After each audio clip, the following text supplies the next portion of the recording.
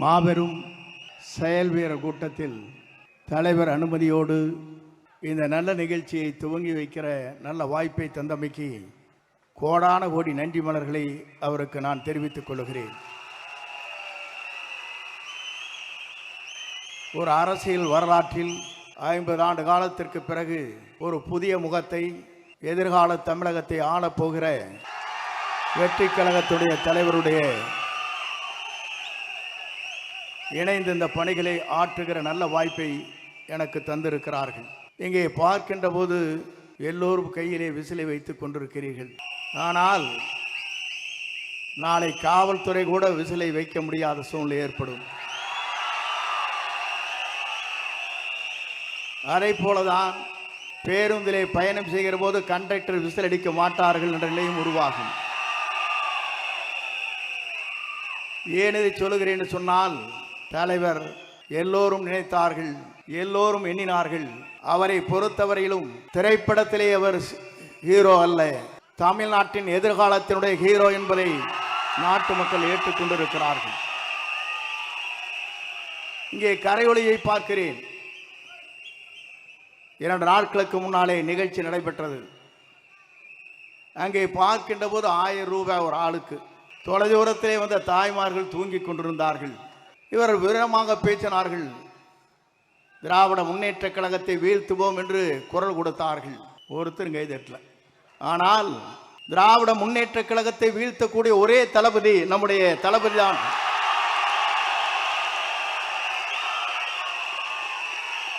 ஏனதை சொல்லுகிறேன் என்று சொன்னால், 10 கூட்டணி 8 கூட்டணி இதையெல்லாம் தூள் தூளாக்குற சக்தி யாரிடத்திலே இருக்கிறது என்று சொன்னால், வெற்றி கழகத்துடைய தலைவராக மட்டுமல்ல, எதிர்கால தமிழகத்தை ஆளப் போகிற நம்முடைய தமிழக முதலமைச்சருக்கு தான் அது உண்டு. நான் எதற்காக இதை சொல்லுகிறேன் என்று சொன்னால், பல தலைவர்களை பார்த்துவிட்டு இங்கே வந்திருக்கிறேன். புரட்சி தலைவரை பார்த்தேன். அப்போது நான் நினைத்தேன், சிறு வயது எனக்கு 26 வயதிலே சட்டமன்ற உறுப்பினர். அப்போது உங்களைப் போலதான் நானும் இருந்தேன். ஆனால் நம்முடைய தலைவரோடு இணைந்ததற்கு பிறகு எங்கு சென்றாலும் உங்களை பார்க்கின்ற போது ஆள் விட்டா போதுமப்பா, போட்டு முதிச்சு முடிக்கிறா. நீங்கள் ஒரு பக்கம் செல்ஃபி எடுக்கிறாங்க, ஒரு பக்கம் திருப்புறாங்க, ஒரு பக்கம் மாட்டுறாங்க.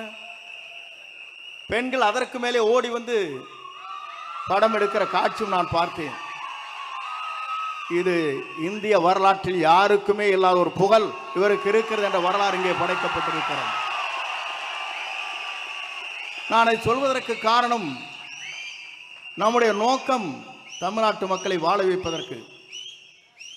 ஏறத்தாழ 1000 கோடி ரூபாய் வருவாயை வேண்டியதில்லை என்று சொல்லிவிட்டு மக்களை காப்பதற்காக ஒரு தலைவர் இங்கே வந்திருக்கிறார் என்று சொன்னால், இந்த தலைவருடைய ஆற்றலும் சிந்தனையும் தொலைநோக்கு பார்வையும் மக்கள் கூர்ந்து கவனித்துக் கொண்டிருக்கிறார்கள். நான் அதை சொல்வதற்கு காரணம், பல இடங்களுக்கு செல்லுகிற போது சொல்வார்கள், இங்கே எந்த வீட்டை எடுத்துக்கொண்டாலும் நமக்கு தான் ஓட்டு. திமுக கார வீட்டில் கேட்டாலும் நமக்கு தாங்கிறாங்க. வேற கட்சி யாரை கேட்டாலும் நமக்கு தான் ஓட்டுங்கிறாங்க. எந்த கட்சியை கேட்டாலும் அவருக்கு ஓட்டு போடுவாங்க, நாங்கள் மட்டும் தளபதிக்கு தான் ஓட்டு போடுவோங்கிறாங்க. இது ஒரு அதிசயம் எங்கே இருக்கிறது என்று சொன்னால், இந்தியாவிலே இருக்கின்ற அத்தனை பேரும் கூர்ந்து கவனித்துக் கொண்டிருக்கிறார்கள்.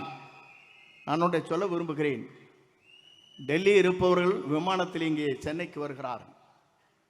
டெல்லியில் இருக்கிற இங்கே இருக்கிற துரித ரயிலில் இங்கே சென்னைக்கு வர முடியும், காரிலும் வர முடியும். ஆனால் செல்லுகின்ற பாதை எதுவாக இருந்தாலும் சென்னை என்ற இடத்தை நோக்கி மக்கள் வருகிற வரலாறு தமிழ்நாட்டிலே படைக்கப்படுகிற ஒரே தலைவர் நம்முடைய தளபதி என்பதை நான் இந்த நேரத்தை கோடிட்டு காட்ட விரும்புகிறேன்.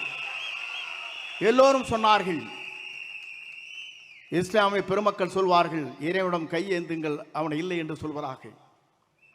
இந்து மதம் சொல்லும், கேட்பதை கொடுப்பவனை கிஸ்ஸா கிஸ்ஸா என்று சொல்லும். அதே போல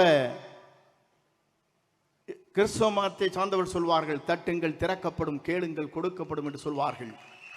ஆனால் கேட்காமலே கொடுக்கக்கூடிய ஒரு தலைவர் தமிழ்நாட்டில் இனி தோன்ற போகிறார். அவர்தான் தமிழ் மண்ணிலே முதலமைச்சராக வரப்போகிறார். அந்த வரலாறு படைக்கிற காலம்தான் எல்லோரும் நினைத்தார்கள் 10 கட்சியின் கூட்டணி அழைத்து விட முடியுமான்னு நினைக்கிறார்கள். எல்லோரும் ஆடி போய் நிற்கிறார்கள். ஏனென்று சொன்னால் ஒருவர் புதிதாக தோன்றி இருக்கிறார்.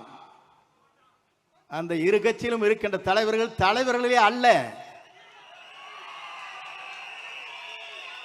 ஏனென்று சொன்னால் தலைமை என்பது வேறு. ஆனால் இன்று இருக்கிற தலைமை ஆடி போய் நிற்கிறது. எப்போது இவர் வெளிவந்தாலும் சரி, இவரை தமிழ்நாட்டு மக்கள் முதலமைச்சர் ஆக்கியே தீர்வோம் என்ற சூழலை ஏற்று பணியாற்றி கொண்டிருக்கிறார்கள். இங்கே வந்திருக்கிற செயல் வீரர்களுக்கு தெரியும், எல்லோருக்கும் தெரியும், நாட்டு மக்களுக்கு தெரியும். நாளை தமிழகத்தை, நல்லாட்சியை தமிழகத்தில் நடத்தக்கூடிய ஆற்றலும் சிந்தனையும் தொலைநோக்கு பார்வையும் மனிதநேயமுக்கும் ஜாதி மத பேரமற்ற சமுதாயத்தை தமிழகத்திலே உருவாக்கக்கூடிய ஒரே தலைவர் நம்முடைய தளபதி மட்டும்தான் என்ற நிலை உருவாக்கப்பட்டிருக்கிறது. ஆகவே நீங்கள் கவலைப்பட தேவையில்லை. எந்த சக்தியாலும் தமிழ்நாட்டில் இனி நம்மை தடுத்து நிறுத்த முடியாது. அவர் வருவதை எந்த சக்தியாலும் தமிழ்நாட்டின் மண்ணிலே அவர் முதலமைச்சர் ஆவதை எந்த சக்தியாலும் தமிழ்நாட்டிலே நிறுத்தி விட முடியாது. அதைத்தான் இங்கே காணுகிறோம். நமக்கு கிடைத்திருக்கிறது விசில் சின்னம். நாம் எச்சரிக்கையாக இருக்க வேண்டும். தூங்கிக் கொண்டிருந்த இடத்திலே காதிலே சென்று விசிலை அடித்து விடாதீர்கள், ஓட்டு போய்விடும். பஸ் ஸ்டாண்டிலே வயதிலே இருக்கின்ற தடுமாறி கொண்டிருக்கிற பெரியவர் இருக்கின்றத்திலே திடீரென்று விசில் அடித்தால் அவர் தடுமாறி போய்விடுவார். ஆகவே நம்முடைய விசிலை பொறுத்தவரை எச்சரிக்கையாக இருக்க வேண்டும். ஏனென்று சொன்னால் நாம் போடுகிற வாக்கிலே தான் நம்முடைய வெற்றி வரலாறு இருக்கிறது என்பதை மறக்காமல் நம் பணிகளை ஆற்றிடல் வேண்டும். இங்கே வந்திருக்கிற நீங்கள் அத்தனை பேரையும் நான் காணுகிறேன். உணர்ச்சி வசமாக இங்கே இருக்கிறீர்கள். 1000 கொடுத்து அங்கே கூட்டுகிறார்கள். 1 ரூபாய் கூட இல்லாமல் இங்கே கூடப்படுகிற கூட்டத்தை பார்க்கிற போது நம்மை வெல்வதற்கு எந்த சக்தியாலும் இனி தமிழகத்திலே இல்லை என்ற வரலாறு படைக்கின்ற காலமாக அந்த காலம் அமையும். இங்கே வருகிறது முதலே இதை துவக்கி வைக்கிற வாய்ப்பினை உருவாக்கி தந்திருக்கிற நம்முடைய தளபதிக்கு மீண்டும் கோடான கோடி நன்றி வளங்களை தெரிவித்து விடைபெறுகிறேன். நன்றி, வணக்கம்.